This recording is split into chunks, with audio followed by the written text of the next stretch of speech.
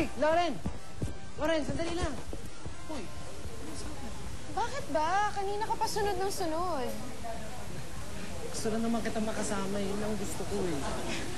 Hindi pwede. May kasama na ako, friend ko. Teka. Lauren, sandali lang. Baka pwede naman ako yung sumama na lang sa inyo at ititreat ko pa kayo. Okay ba yan? Hindi nga pwede. Hindi naman yata yung boyfriend mo yung kadate mo, di ba? Baka pwede naman ako. Di ba? Alam mo, Bimbo, ang kulit mo. Ikaw na nga nagsabi, may boyfriend ako. Kaya kahit kailan, hindi tayo pwede mag-date. Ayokong masira yung trust niya sa akin. Sige, goodbye. Bye. May klase pa kami. Bye. Sino ba yun? Si Bimbo. Ah, siya ba yung elementary pa lang nanliligaw na? Yup, siya yun. Alam mo, sana nga hindi na ako pumunta sa reunion namin eh. Tuloy, bumalik siya sa pamumulit niya. Ano? Babe, pumunta yung uncle ko last Saturday sa bahay. Tapos nabanggit niya na kailangan ng part-time clerk. So ako naman, nag-volunteer ako. Tinanggap ka? Sa Wednesday na nga yung start ng trabaho. Eh, bakit ka pa mag-work? Hindi ka naman inoobliga ng mga parents mo, di ba? Siyempre, for experience. Tsaka oo nga pala, natanggap ako sa volleyball team. Teka. Eh, mukhang ang dami mo ng activities. May time ka pa kaya sa akin? Of course. Kasi alam mo, babe, 10 to 2 p.m. lang yung klase ko. Tapos 3 to 7 yung office ko. So magkakaroon pa ako ng time. Eh, yung volleyball practice. Every other day yun. Tsaka buong weekends wala akong ginagawa, kaya buong weekends sa'yo lang. Siyempre, te-text kita, so tatawagin pa rin kita. Promise yun, ha? Promise. Alam mo naman, hindi kita pwedeng kalimutan. Kasi, mahal na mahal kita.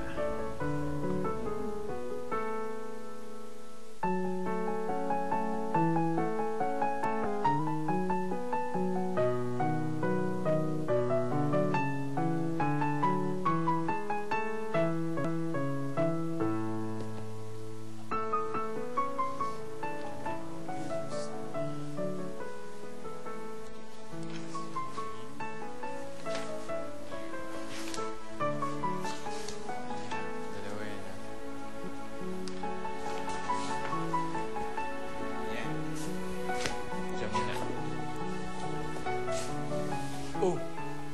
Hi, babe! Ba't nandito ka? Wala. Sinusundo kita. Di ba hanggang 7 ka lang? Uy! Tara, dinner tayo. Ani, kailangan ko kasi mag-overtime. Marami akong ginagawa eh. Overtime? Eh, di ba nag-overtime ka nung weekend? Hindi na tayo nagkikita. Pasensya ka na. Marami ka talaga kasing trabaho eh. Tsaka dalawa sa regular employees yung nag-sick leave. Kaya no choice, kailangan ko mag-stay dito. Eh, kung hintayin na lang kita, kahit matagal. Hindi pwede. Siyempre, nag-work ako, makakonsyos ako sa'yo pag nandito ka, di ba? Huwag mo na lang ako pansinin. Pwede ba yun? Oo, kunwari wala ako dito. Tapos wala din, mahin mo lang ako. Tahimik lang ako, promise. Ganito na lang. Total, wala naman akong gagawin sa susunod na weekend. Gusto mo, lumabas tayo, kumain tayo sa 5-star hotel. Tsaka sakto, may sweldo ako nun.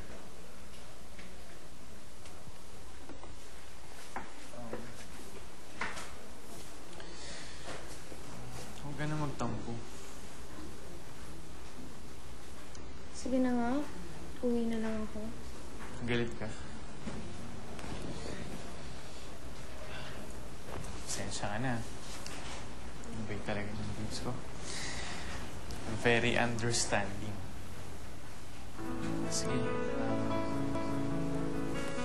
Dahil mong ginagawa eh. Talapin na. Pasensya ka na.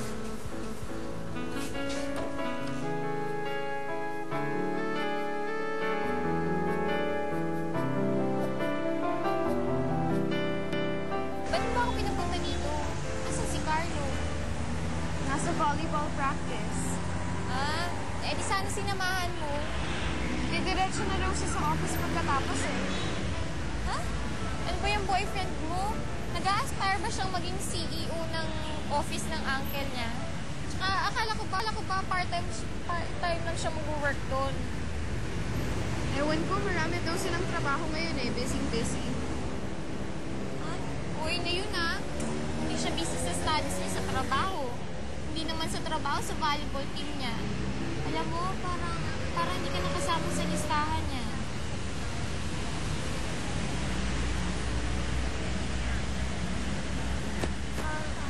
Girl? Kausapin mo siya kasi kailangan mag-find time siya sa'yo. Ayokong manggaling sa akin eh. Gusto ko galing sa kanya. Ayokong mag-demand. Alam mo, may mga taong insensitive. And I think yung boyfriend mo is one of them. Kailangan i-remind mo siya na may obligasyon siya sa'yo bilang girlfriend niya.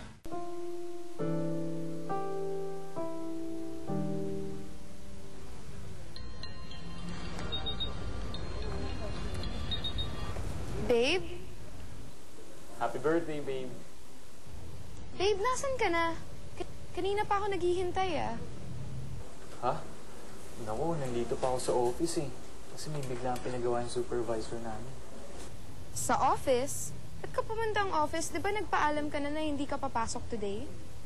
Kasi may biglaan akong dinaanan dito. Eh, nakita ko, nakakahiya naman. Ganito na lang.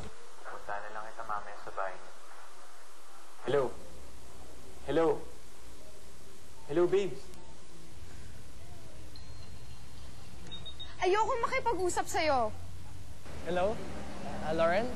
Babati na sana kita ng happy birthday. Sino to? Si Bimbo.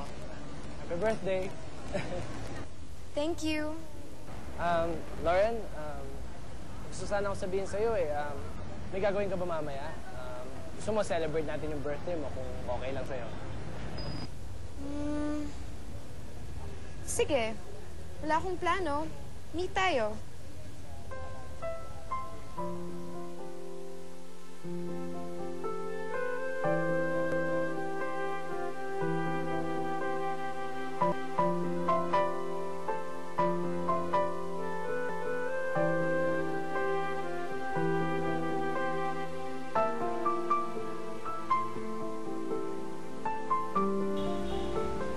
Ano? Sumama kang makipag-date kay Bimbo? Oo, nakakainis na kasi si Carlo eh. Ay nako, binigyan mo ng false hope si Bimbo. Kukulitin ka na naman nun. Wala naman akong sinabi eh. Kumain lang kami. Halos siya lang yung nagsasalita the whole time eh. Hindi na nga ako nagpahatid. Kahit na, no, the mere fact na sumama ka, sa utak nun may ibig sabihin mo, no? Di, bahala siya.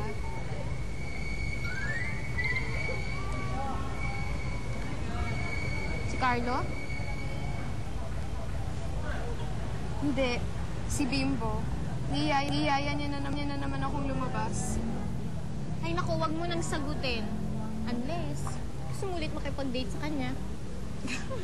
Naku, hindi na no.